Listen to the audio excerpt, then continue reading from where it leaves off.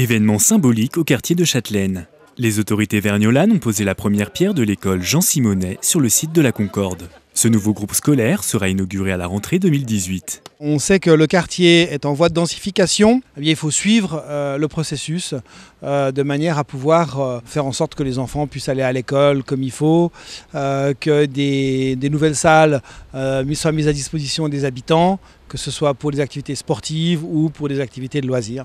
La genèse du projet est un processus très intéressant. C'est un concours d'architecture qui a été lancé il y a 4 ans maintenant par conjointement la commune de Vernier qui avait des besoins scolaires et le propriétaire privé qui était propriétaire des terrains qui jouxtait la parcelle communale. Donc c'est un processus mixte, un partenariat presque public-privé on peut dire, qui a lancé la procédure du concours d'architecture selon les règles habituelles des concours d'architecture SIA. Concours qu'on a eu la chance de gagner en 2014, raison pour laquelle on est là aujourd'hui. Un bâtiment qui sera doté de 16 classes, d'un réfectoire, de locaux pour le parascolaire ou encore d'une salle de gym en sous-sol. Finalement, ce qui reste pour faire une école au milieu de ces bâtiments est un terrain petit avec des contraintes très fortes.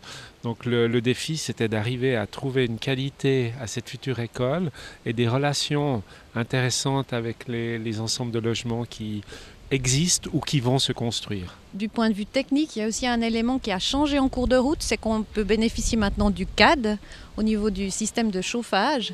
Grâce à une nappe phréatique qui a été découverte récemment. L'école pourra déjà en bénéficier. C'est donc elle qui va accueillir d'ailleurs la centrale de chauffage à distance pour l'ensemble du quartier. Un nouvel aménagement urbain en faveur du développement durable qui alimentera 180 logements dans le secteur d'ici à 2025. Il fallait quand même retrouver finalement une dynamique dans ce quartier où des activités commerciales puissent se mettre en place.